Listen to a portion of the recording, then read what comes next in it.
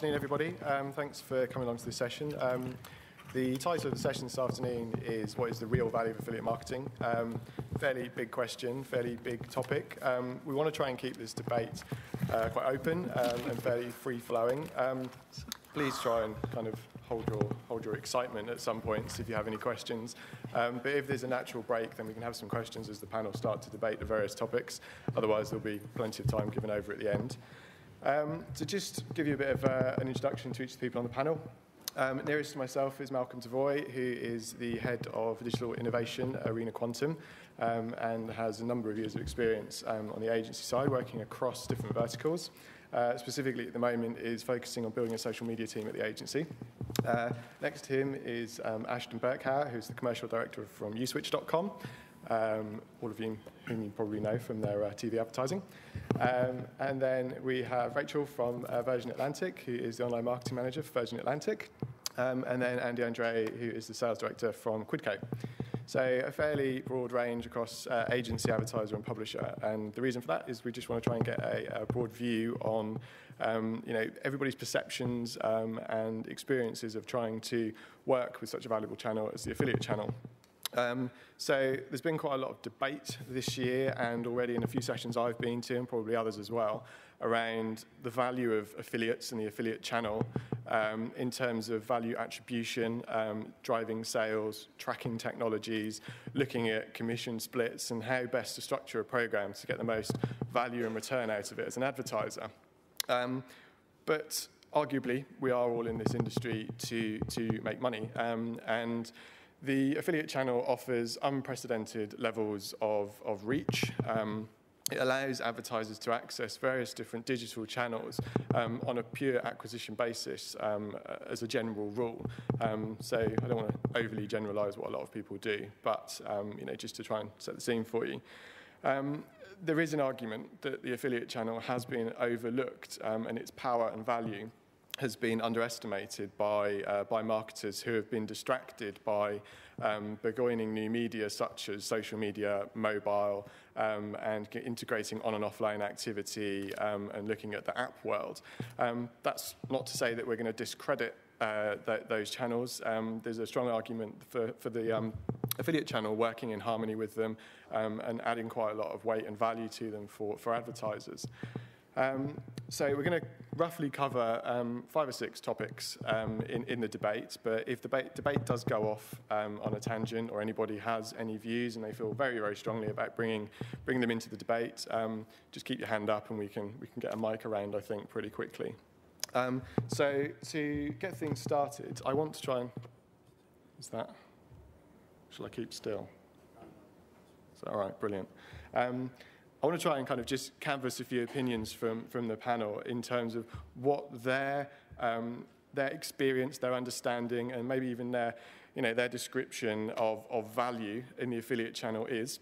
So to kick off with Andy, if you could give us a bit of an opener. Sorry to put you on the spot. From a publisher perspective, in terms of how you see yourselves as adding value to the affiliate mix. Thanks, Gary. Everyone hear me? No? Is it on? Is it on? Yeah. I think just in terms of value, I think the number one thing merchants really kind of expect in a performance-driven kind of business is sales. And hopefully at Quidco that's one thing that we can deliver. So most of the time merchants do come to us and they want sales from us, and there's a number of ways that we can do that on the site, email, different placements that we have. But then it does go beyond that, and that's one of the good things about affiliate, I guess. That it's kind of a low-risk industry, yet we can do things like email and other things that perhaps cost a bit more using other types of method, kind of do any more marketing and so on. But other stuff that we can do for merchants is, if they want new registrations, new users, there's different things that we can do as a site to kind of achieve that for merchants. If they want to shift certain products or they've got redundant stock, there's things again that we can do and other types of publishers that can do in the industry. If they want certain demographics, if they want females, for example, between the age of 20 to 28, that's all the data that we have just a random example. That's just, that's the data that we have, and we can target those members. And I think a lot of affiliates can do that, not just the likes of Quidco and some of the other bigger sites as well, but a lot of the smaller guys can do that as well. So there's different things that we can do for merchants. The number one is always, most of the time is sales, but there are other areas that we can touch on, and we can achieve that for merchants. And do you find, as a publisher, that you're being pressed by advertisers and agencies and networks as well to drive customers over and above sales? So do you look at driving repeat business and driving repeat business through the member base? I mean, you hit on the point there about acquiring new customers. Is that something that you find yourself being challenged with at the moment? Yeah, absolutely. We get a lot of merchants, obviously, who sign up with Quidco, and the first thing to do is kind of look at cashback rates and stuff like that, or the different voucher codes that we're using. But a lot of the time, they're looking at what the competition's doing. So sometimes if merchants are paying on first users, for example, a competitor could come to us and we could work with them in a slightly different way. We're incentivizing our users to constantly purchase. Two examples, Tesco and Sainsbury's. Tesco pay quite a high a cashback rate for a kind of new registration, whereas Sainsbury's will go down the kind of ongoing route. They pay £1 CPA just to keep the ongoing sales. There's other stuff we can do. If you look at car insurance and kind of the annual products, we can target those users on a kind of annual basis and email them and say, look, you bought your car insurance from X merchant last year. If you sign up with them again and just keep the insurance going, you can just get an extra £20 cash back, or you get a discount and so on. So there's all these things that we can do and start getting a little bit more, so it's a bit smarter. Just to throw something in there, I think that's a really interesting point in terms of the fact that it's not your first point. It's about sales. The value we add. It's about sales. Actually, it's not just that. From a merchant's point of view, it isn't just sales. It's about a customer. It's about a customer that you're hoping is going to engage with your brand for a lifetime. And so that means multiple transactions. And my ideal position would be that actually I'm going to reward the publishers that I work with over a number of years. So actually I'm not going to pay you the £24 that perhaps you might get from a sale on day one. But what I am going to do is I'm going to reward you every year for every multiple purchase over a much greater period of time. And ultimately, it's going to be worth much more to you as a publisher. Unfortunately, at a4uexpo, we're not there yet, but that's certainly something where we want to get towards. But how do I do that and say, OK, I'm only going to pay you almost in incremental bits over the year, ultimately paying you a much bigger gross value, at the same time as playing the game with my competitors who are going to pay you everything up front in year one or on day one. So I definitely think that I would certainly be looking for more value. Obviously, that's the subject of this session, from affiliates in terms of ones that are willing to work with me to create a sustainable business model, as opposed to just a quick win. I've given you the customer, give me my money because I need to move on to something else. Yeah, I agree, and like I said, every merchant's different. A lot of merchants come to us and say, we need the sales right now, and we do certain things on the site to achieve those sales. A lot of other merchants come to us and say, we want longevity, we want retention. Yeah. And there's different things we can do. We've got an insurance advertiser on our site right now that pays an instant £50 cashback rate, and if the user stays with them, at the end they get an extra addition to that cashback rate. We've got an energy saving merchant. He does exactly the same thing. You get a £50 bonus in the beginning, but then if you stay with them after 12 months, again, you get an extra cashback rate. So we're incentivizing you to stay on with that merchant rather than switching around, which perhaps a4uexpo and other sites could do. That's just to follow up from that point then.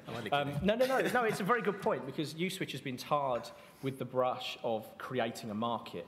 Obviously the energy market, where a4uexpo is dominant in energy. It represents, 80 to 85% of what we do as a brand from a revenue point of view. And, we've been tarred for years by the energy companies to say, you just churn customers. You get a customer in and you're looking to switch them again and again and again. And technically, yes, all right, there is an element of that, because that's how we've grown to where we are. But actually, on some of the analysis that's recently been done with the energy companies, it turns out that we're actually one of their best performing channels from a retention point of view. And the reason being there is, if you've got an energy salesman knocking on your door going, I want you to switch energy, and you're thinking, okay, yeah, I'll switch it because I want you to leave me alone. I want to, God, get this man off my doorstep.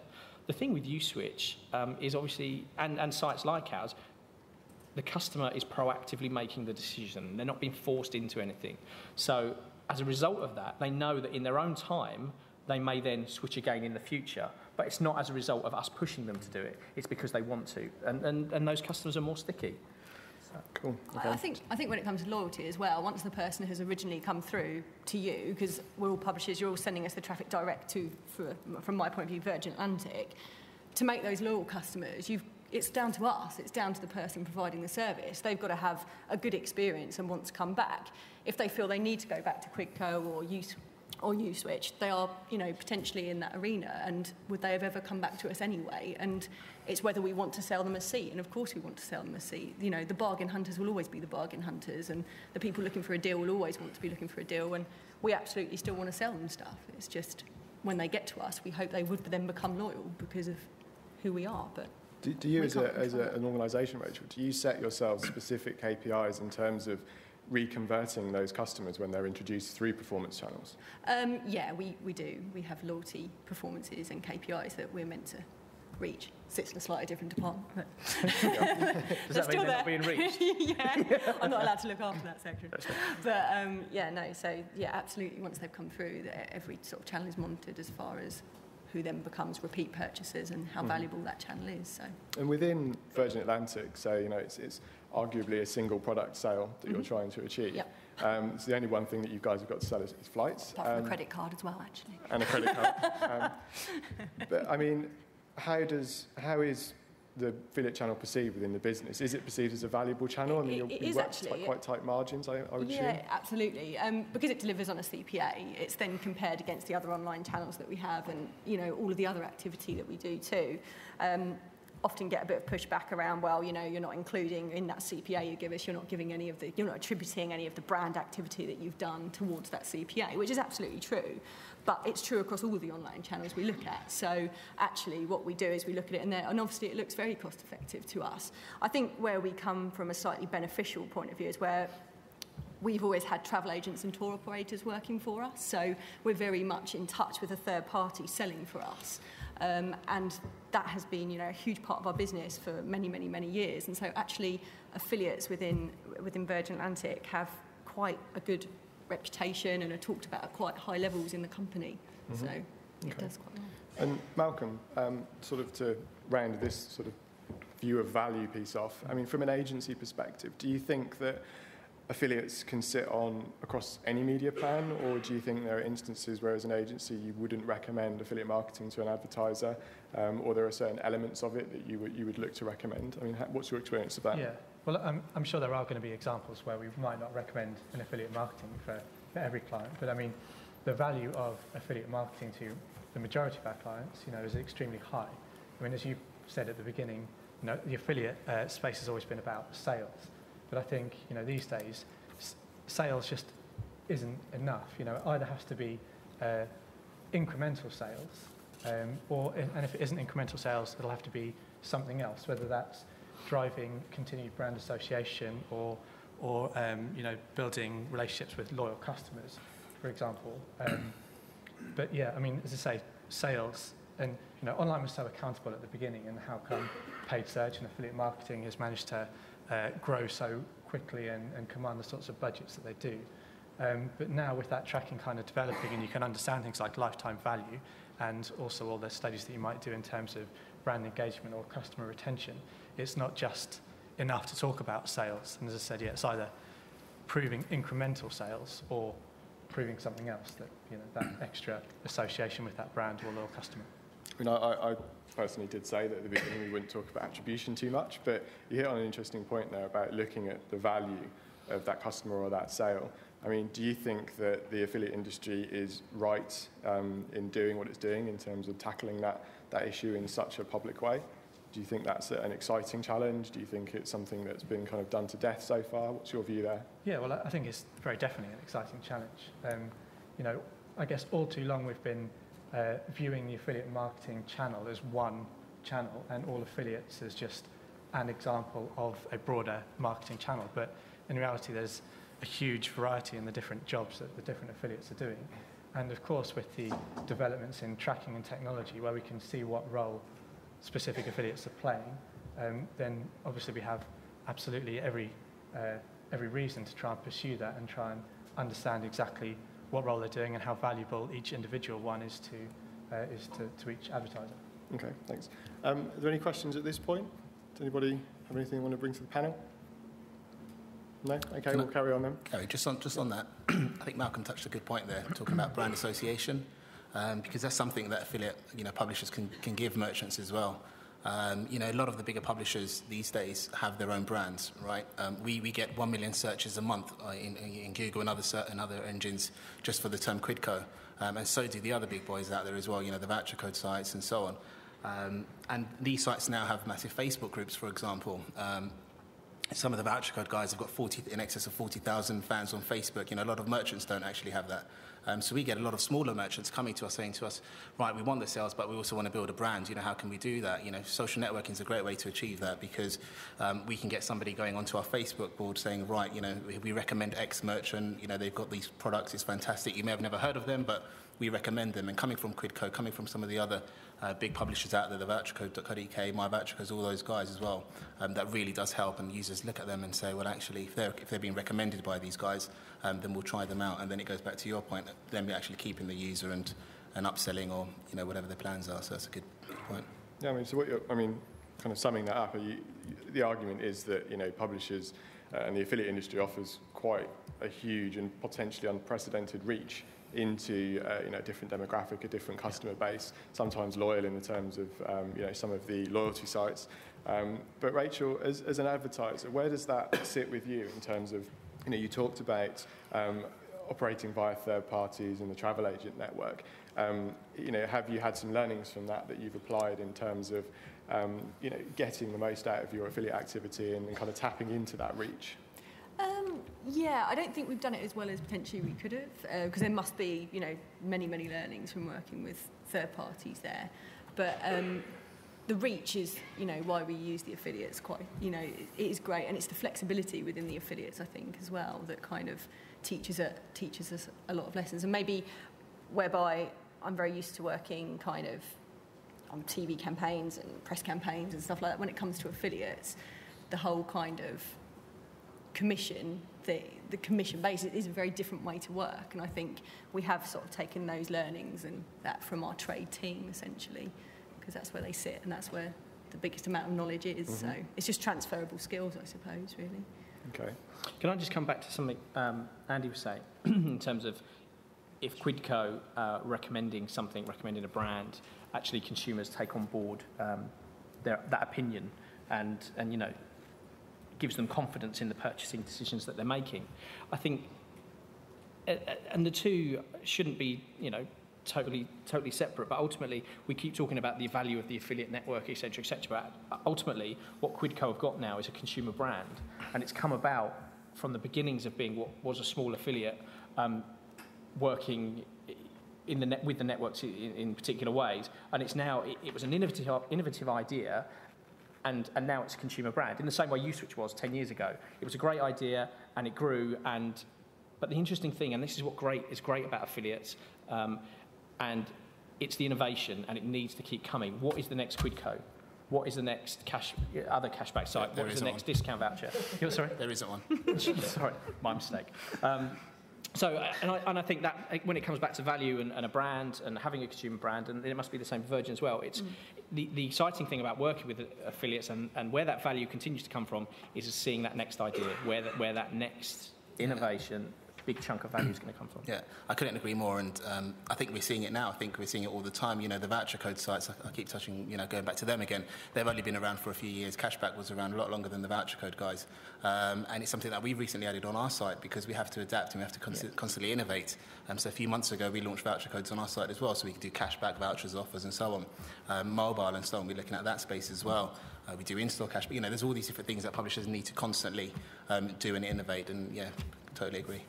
So guys, what about the publishers that aren't brands in their own right, the guys that aren't active in the social space, and are growing their traffic through natural search, through running generic PPC campaigns, building their loyalty base, and they often kind of get grouped together as content sites or niche sites or the long tail. Where do you guys see value from there as advertisers? Ashton, Rachel, Don't pick me. as don't the pick me. advertisers on the panel. Where do we see the value there? I guess there's lots of, obviously, as you said, there's different streams that affiliates use to try and drive the traffic in. I guess from my point of view, the value comes from the activity that affiliates do that we typically either A, don't play in, don't want to play in, or haven't got around to harnessing yet. When it comes to bidding on Google or Yahoo or whatever, ultimately we can do that ourselves. I mean, uSwitch is owned by the Forward Group, Forward Internet Group, which used to be Traffic Broker. You know, we're actually really quite good at that sort of thing. And we don't necessarily want to have to compete with our own affiliates to try and drive traffic to our own website. But, you know, where we do want the value is to help us cope and manage with the peaks and troughs of seasonality that we see. And, you know, we really want people to help, you know, as you say, with the long tail keywords, or actually where they're delivering a service to a consumer, and then because of the interest that consumer or user has got in that affiliate's website, there's just then a natural progression that they want to, that they then trust that website and want to come to whoever it is that they recommend. Ideally uSwitch, or, you know, in the same way Andy's already spoken about, when they recommend someone, the customer already feels that they've got a level of confidence there, and that's kind of what we want to see from the affiliates. Okay. Malcolm, just sort of picking up on some specific experience of yours. I mean, I asked there about reach, the long tail, and kind of, you know, tapping into a broader consumer market. You know, you were fairly involved in the scaling back of the Next affiliate program in the UK, and, you know, recently Apple have scaled back their pan-European program, you know, by 40,000 publishers. So do you think there is an argument to say that actually managing a long tail is potentially not as valuable as a lot of people in the industry see it to be?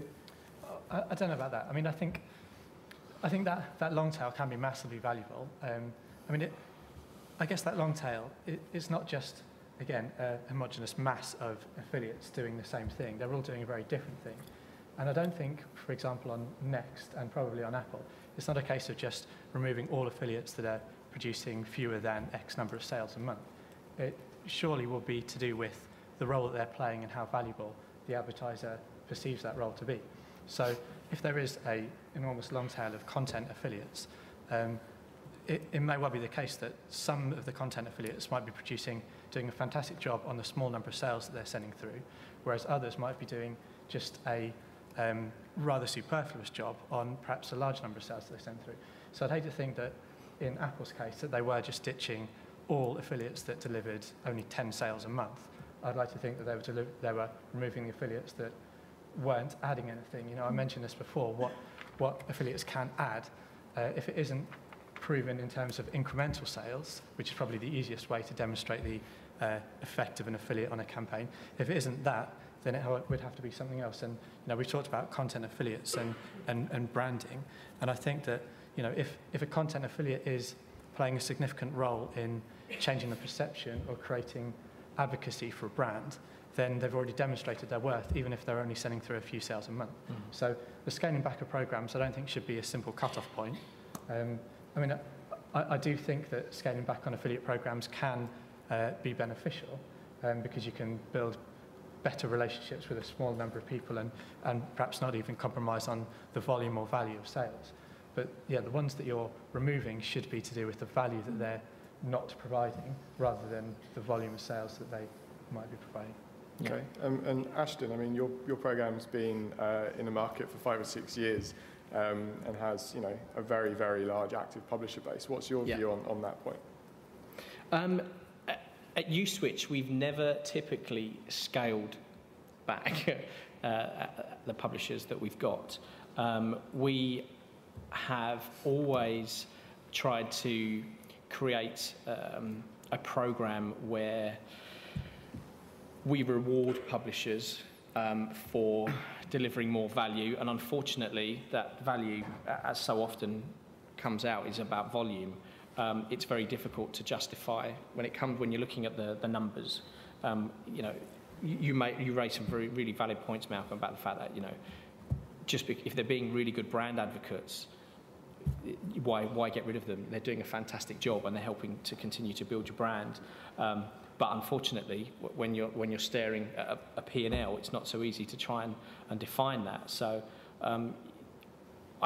there's no way that I know of that's ever going to be able to measure that. But I guess that's certainly why we would always, we've never scaled back. You know, we've had to manage our base actively. So if there are people that aren't saying the things that we want to say, or they're not being a brand advocate in the right way, and they're giving negative messages, then of course we're having to manage it quite effectively. And you know, with all due respect to the networks that we've worked with in the past and in the future, you know, they've always been really helpful in assisting us to do that.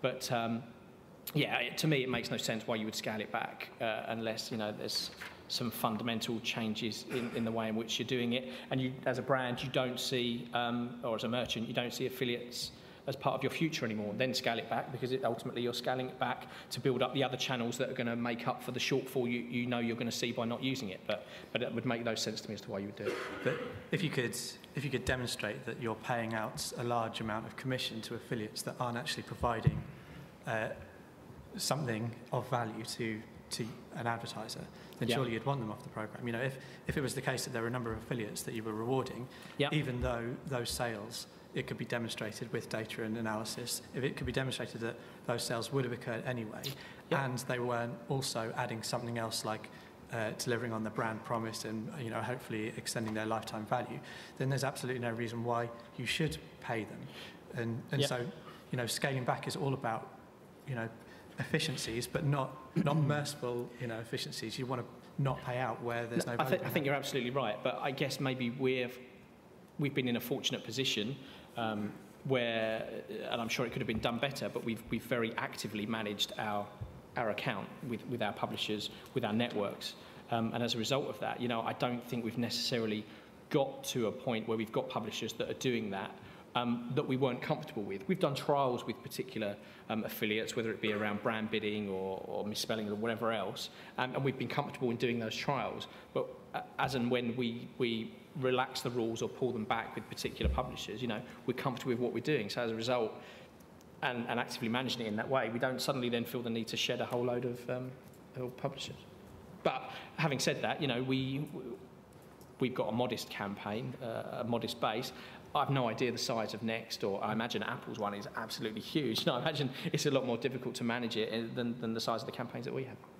I think for us anyway, the online distribution channel has become a little bit crazy as well, where I'll go on to like aggregators and I'll see online travel agents selling our flights right next door to us, and so there are a publisher, but they're also a publisher for an online travel agent who we would then subsequently remunerate however. So it's just a bit strange, and I think until we can get to a point where we can sort of work out exactly what value everyone is adding. I mean, even when you come down to like paid search, which always looks amazing as long as you're including your brand bids, you know, it's one of those types of things where none of the other activity online sort of sits here and we can track it beautifully and it's all amazing, but it doesn't sit on its own and it's not independent. So until we could somehow attribute the other stuff as well to that, I don't think we would, unless someone was doing something detrimental to the brand, then obviously we would shed them. But at the moment, it's definitely not something we're looking to do, I don't think. Just from my perspective on that, I can see kind of both arguments and see both sides really, because I think it really is on a case-by-case basis. It depends on the type of merchant you are and what you're offering and so on. From Uswitch perspective, the more sales you guys generate, the better for you guys. From your perspective, if you've got an offer and somebody else is just underneath you, undercutting your price and you're paying a CPA on that, you probably wouldn't want them showing. So I think it's on a case-by-case basis. It's not a one-size-fits-all. And each merchant's got to make their own decisions, and that's where the network comes in, I think, and gives the right advice, should give the right advice. Okay. I mean, you started to touch on there, guys, around affiliates almost competing with brands and in certain spaces, the search space, with aggregators, potentially even with directing email communications to customers. Anyone can pick up on this really. What's the view of the panel on affiliate marketing actually being more of a performance channel? I mean, there's a bit of discussion going to take place over these 2 days around that, giving access to all digital marketing channels and introducing others in terms of loyalty, cashback, closed user groups, different types of engaged email bases, predominantly on a CPA model. How does that sit with each of you, and do you think that's something that the affiliate industry should push itself to do in terms of driving its value in that way? Anybody can pick up. I'll let these guys go first. I'd say, just referencing my previous point about the whole online distribution channel for us, I mean, many days I sit at my computer go, why am I even doing this myself? Because I will see, my media plans will come through and they will have PPC search, display, the usual suspects. And then I've got my affiliate agency, my publishers essentially doing exactly the same thing for me. But I think from our point of view, still to this day, it's the only common goal that potentially publishers and myself would not have in common is protecting our brands. I think as a merchant, that is my kind of soul, especially Virgin Atlantic.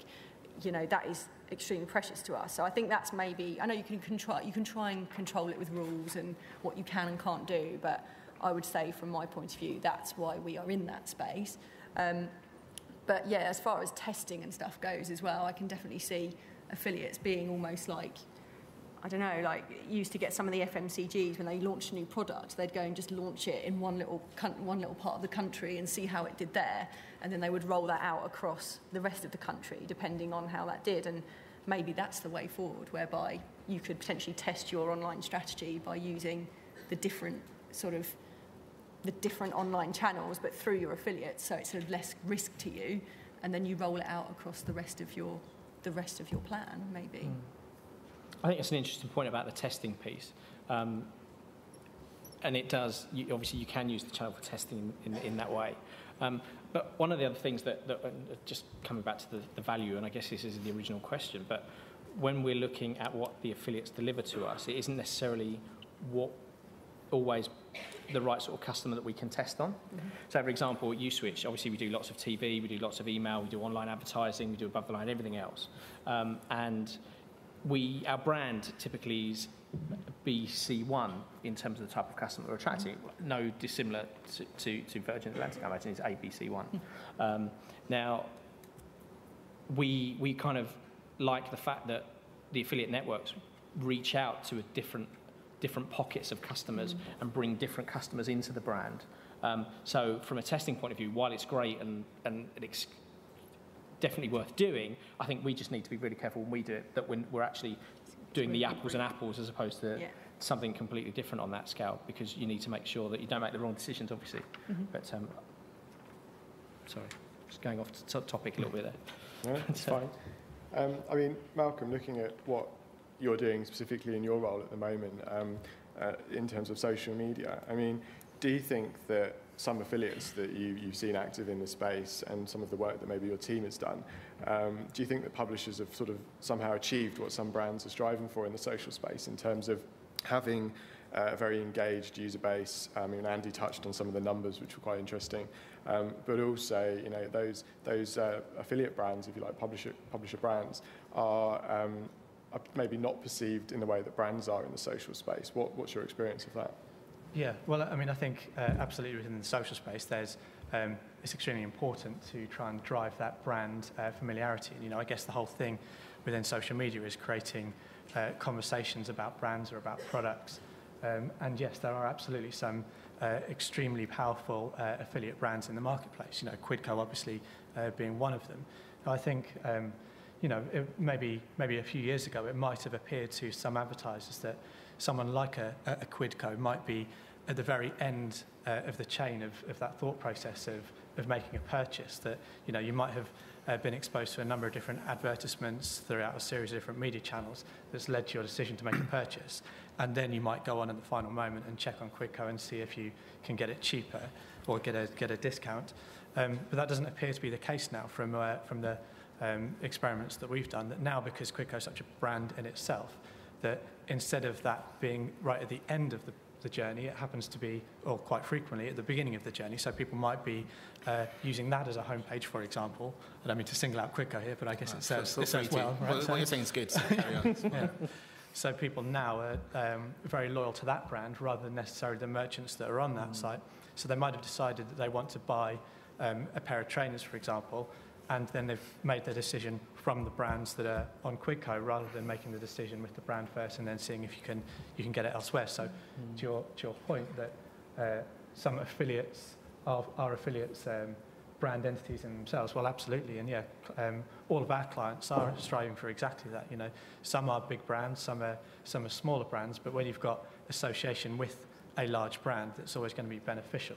So yeah, absolutely, and again within the social space, I guess over the last number of years, we've seen consumer behaviour or consumer digital behaviour change radically with social networks growing in the way people are socialising digitally these days. And it's meant that marketers have had to change their marketing objectives and their marketing strategies because their consumers' behaviour is changing. And it also means now that affiliates have to change their marketing ploys and opportunities as well to fit in with the new marketing strategies. So doing things like moving onto Facebook and creating that ongoing dialogue with your customers is absolutely something that brands are going to want to tap into. So yeah, affiliates that are now, instead of just being, let's say, navigational within paid search, they're now having to do something else. And as I say, yeah, this idea of engaging with these kind of new rules of engagement that social media has brought in is something very important, and some affiliates are doing it very well and some slightly less well. On the social media thing, obviously, yes, everyone, I mean, I'm sure every marketing director for every organisation across the country is thinking, how can I make social media work for me? You know, what can I do in it to make it drive more sales? But actually, from a USwitch point of view, and this relates back to a point earlier, yes, it's nice to try and generate additional sales out of that, and we can have a nice little tweet that comes out saying, Joe Bloggs has just saved £530 on their energy and great, and all their friends get to see it and everything else. But actually, the bigger benefit that we found at USwitch from social media like Facebook, like Twitter, etc., is the fact that it allows you to deal with problems of poor service more quickly. My advice to any brand out there that wants to operate in the social media space is, yeah, okay, look at it from a marketing point of view in terms of driving sales, but more importantly, look at it from a managing your brand and making sure that you're not falling foul of bad experiences out there. Because, you know, if you do a good job, you know, your customer might tell one person or whatever, but if you do a bad job, they're going to tell 10. And actually, that's just grown exponentially as a result of social media. So, you know, and sometimes it's not that there's been a bad experience. Well, there's definitely been a bad experience, but it's not necessarily because of the fault of the brand. It could be that there's a misunderstanding. So the sooner you nip it in the bud, the better, you know, the better brand advocacy you're doing there. And I think that any organisation that doesn't try to combat or work with social media in that way are missing a big trick, really. I think there's one point to add to that, whereby it's not just about customer service, it's also re-engagement with the customers and sort of enhancing the relationship you have with them. So actually just being your brand in that environment we've found quite beneficial. So taking it away from your website, I mean, you know, the other day we did an email and we actually landed people on our Facebook page instead of on our website. Now, 2 years ago, people would have been freaking out all over the place. You know, it's got to be on the website, you know, it's got to be going through to sale. And it's like, but it wasn't about that, and that's just totally bought into now. So I think, I definitely think customer relations is, studying which was social media, but customer relations is absolutely key, and it is key to our strategy too, but definitely being a bit more interactive and having a bit more of a character and a brand kind of interaction is also really important. Yeah, and I think it does have far-reaching implications for affiliates. And I mean, you said it exactly. Like, now marketers are changing their attitudes towards the way they communicate with potential customers and their existing customers, and they are trying to generate repeat visits and advocacy and people that are going to say very positive things about them in forums or blogs or even down the pub or whatever. But now affiliates, you know, affiliates have always been kind of at the cutting edge of figuring out new ways to deliver more sales. And now there are these kind of new rules of engagement, as I mentioned, from brands to consumers. Affiliates are also doing that same thing. And you know, the more that start to latch onto that and figure out how also to work within that space, you know, the better for the affiliate marketing developments, I guess. I mean, just picking up on a couple of things that both Rachel and yourself, Ashton, have said there. You both talked about the brand, protecting the brand. You know, we discussed reach earlier on as being quite a positive thing if well managed. At your businesses, is, you know, the potential of losing the control of brand a negative point attached to the affiliate industry? You know, do you have to fight that within your organisations at all?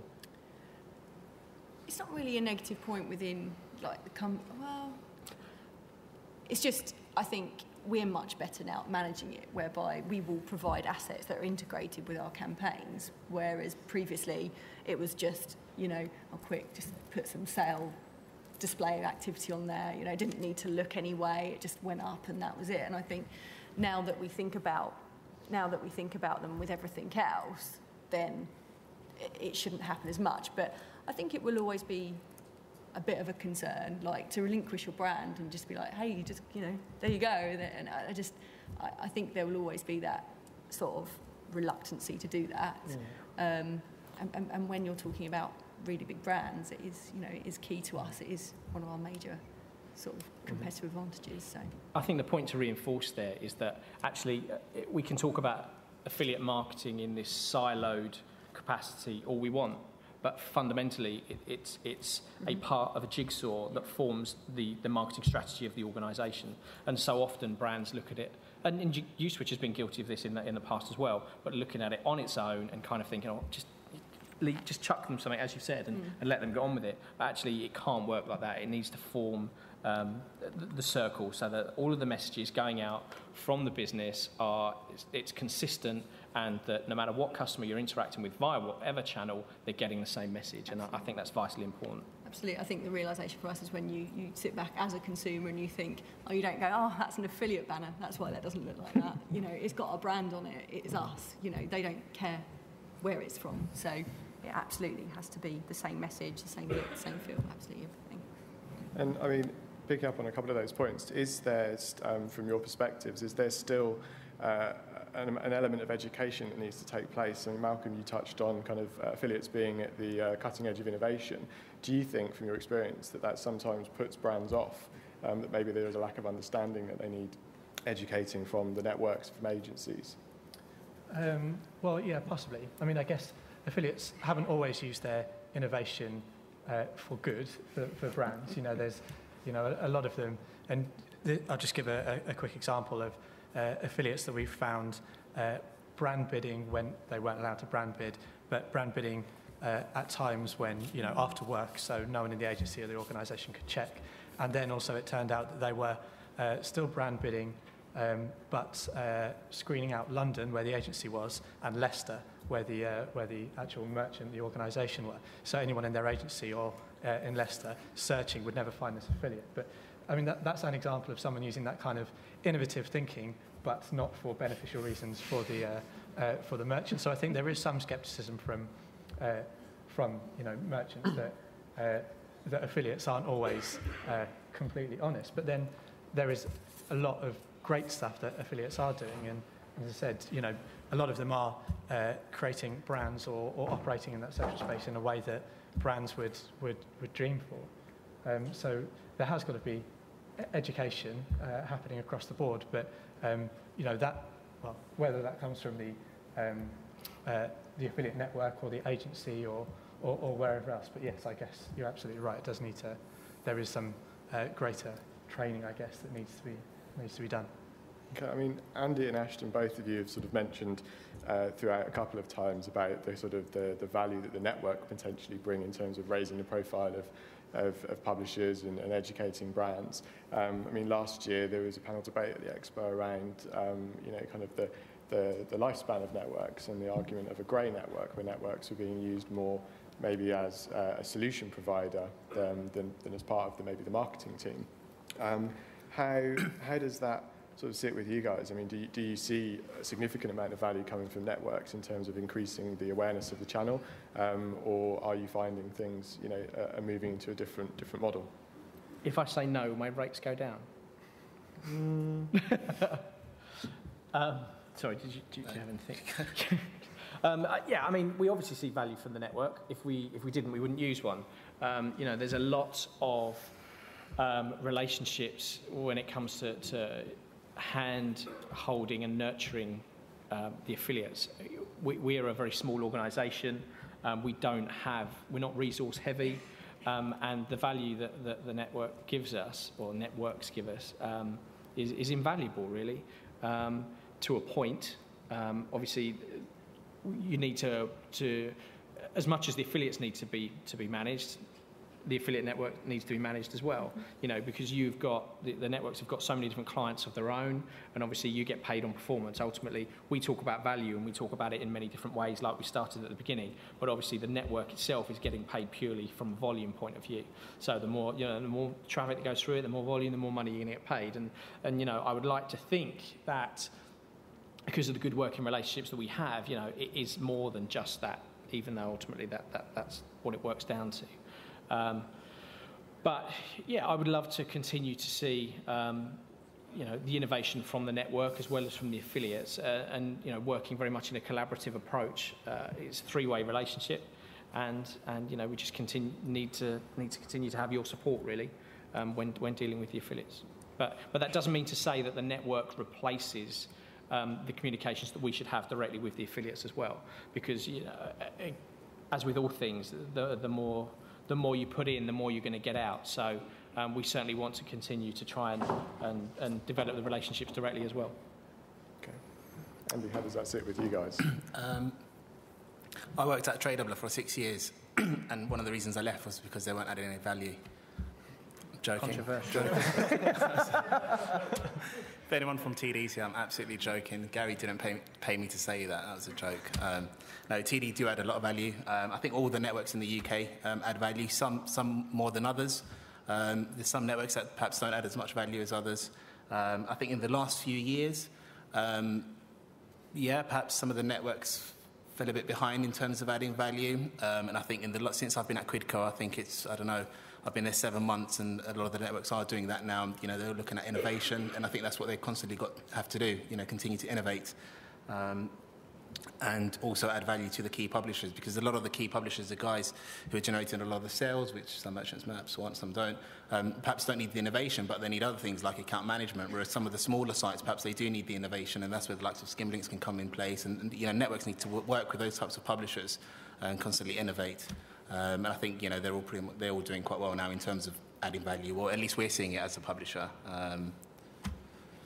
So you're not currently experiencing situations where you're having to fight harder to get your publishing model, and obviously 7 months ago you were fighting on behalf of all different publisher variants in front of advertisers. You actually feel the networks and the channel of their kind of their position and their value and their power within the online mix is quite strong now. We still are fighting. I mean, there's some advertisers who still don't understand cashback, who still don't understand voucher codes, and you know, there's merchants who we don't work with, and for me, there's no reason why we shouldn't work with those merchants, because going back to what you said earlier is, you know, there's certain things we can do on the side to put rules in place to make it work, but perhaps the merchant doesn't understand that, or and that's where the network needs to come in place and you know, help us help them, and in some cases they do that, in some cases they don't. So. Okay. I mean, you touched on a point there, Andy, about advertisers not working specifically with you, but there are still some who maybe aren't transactional, who will be heading into or maybe asking the question about whether they should head into the affiliate space. And equally, there are those that will only work with certain types of publishers. I mean, what would your, so not your Quidco pitch, but as an affiliate marketer, what would your pitch be in terms of, you know, getting those brands bought into the value of the channel, giving them confidence about what they can actually achieve from it? I think they should, you know, try it and see how it goes. You know, put the rules in place that you know, if there's something specific they need, you know, there's a large retailer out there that has a secret program on a network, and it's not public, but everyone knows who it is. But they don't work with all the publishers, and they don't want to try anything with anyone new as well. And I think that's wrong, because, you know, if they approach the publishers are allowed to approach them first. They can then go to them and say, right, tell us exactly what you need, you know, what constraints you have, and we can work around that, and then work with those publishers that do. It's a CPA basis, so that, you know, the risk is so low, so it's silly not to at least try it, and if it doesn't work, then fair enough, you've got a point, but to not try it at all, I think is a mistake. Okay. Does anyone else want to sort of pick up on that point there? No? Okay. If not, I mean, I've followed through most of the questions that I wanted to pick up on the guys, so I think in terms of what we're looking to cover, we're done, but I'll open it out to the floor. Are there any questions? Anybody want to get into a discussion? Nothing at all? Okay, on that basis, I think we'll be wrapping up a little early. Thanks, guys. Thanks, everybody. Thank you very much.